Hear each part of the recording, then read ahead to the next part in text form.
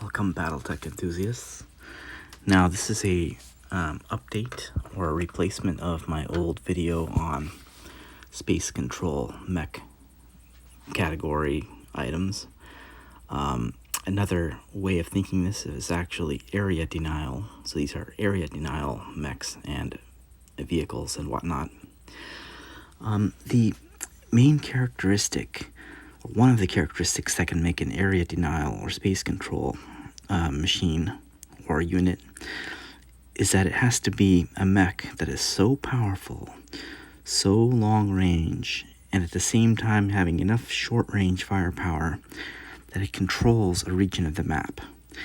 It's like a guard, except that it's not guarding a mech, it's guarding a part of the map.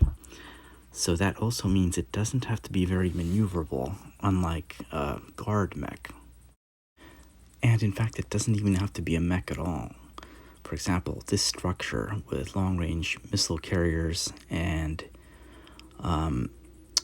demolisher tanks, for example, makes an ideal space control structure, especially if there's a warrior helicopter around.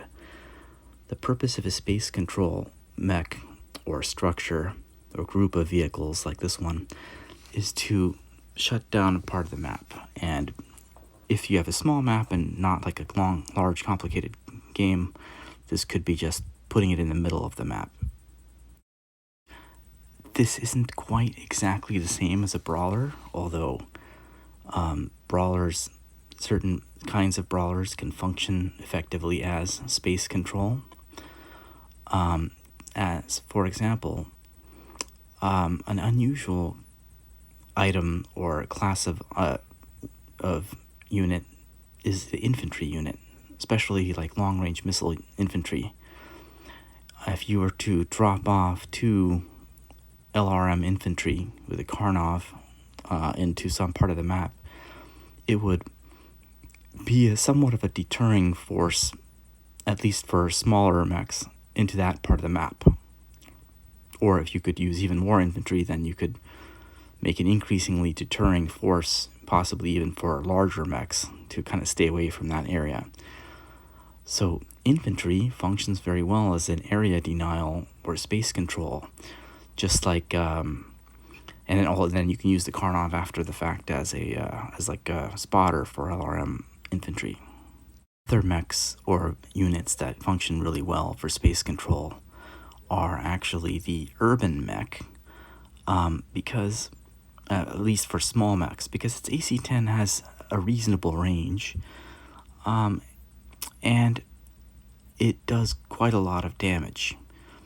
And it's also kind of a smaller mech, so it's kind of annoying to go after it, yet it creates an annoyance in a radius around it. So it may not be enough quite by itself to be space control, but it can kind of create a bit. Another classic mech for space control purposes is the Marauder, also the Warhammer. With their twin PPCs, they have a significant amount of control over a large area of the map, and thus they, especially if the Marauder can sit in a pool of water so its leg heat sinks can be immersed, then you have significant control over a region of the map. Some space control mechs, like the Battlemaster, function in that they are so annoyingly powerful that you don't want to close with it, whereas like a longbow cannot function really as a space control mech, because if you see a longbow, you just kind of run right up to it and attack it at point blank range, and it might get into trouble. However, if the longbow is augmented by some short range defender, then that might change that situation a little bit, but that's kind of quite a lot of battle value spent. And yet another interesting class of space control is, now in some versions of the game, like in Alpha Strike, mechs are given categories.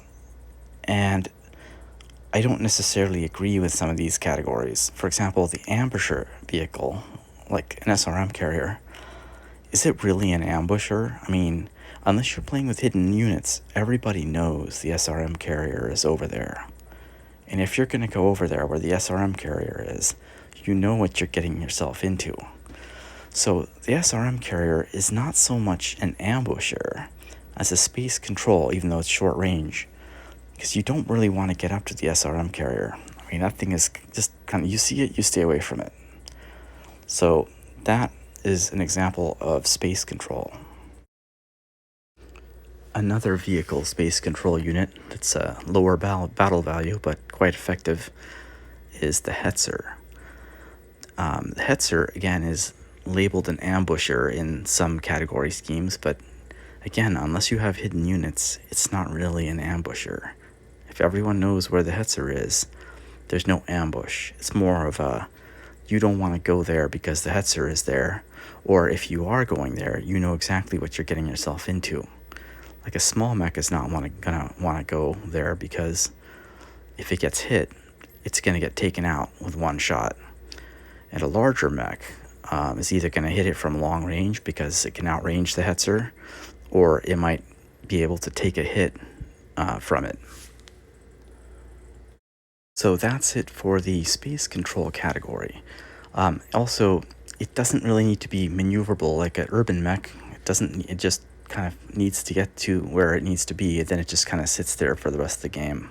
So as long as it can get to the spot that it's guarding, then that's it, it's done. A space control unit should have reasonable bite at as many ranges as possible, as at least as large as the area that it's guarding, and it should not be weak such that if you get up close to it, it doesn't have any weapons. Like it shouldn't have like just PPCs and then nothing to back it up. Otherwise, you need to use other units, and it's not really a standalone solution as a space control unit. It's more like a space control assembly of units, and that's not quite the same thing.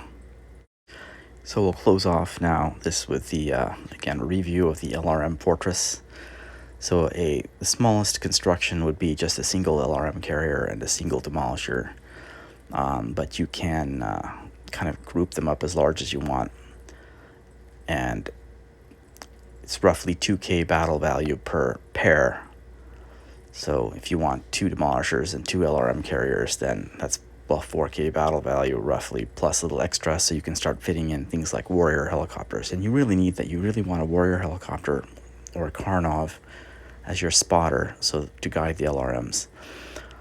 Also, the warrior has the advantage of its AC2 and high speed, such that in theory you can play a warrior in such a way that it can never get shot down, as long as you stay out of range of LRMs by making sure you only endanger yourself or go into shooting range when you win initiative. And otherwise, you're always staying out of range of LRM carrying units by making sure you stay outside their maximum flanking speed plus the range of their LRM, which of course may not be possible with something like a Valkyrie or something, or LCT-1M, but you can do with almost every other unit. Again, the warrior is almost indestructible in this way.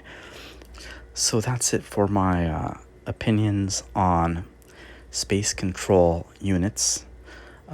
Let me know what you think in the comments section, or with your thumbs ups or whatnot.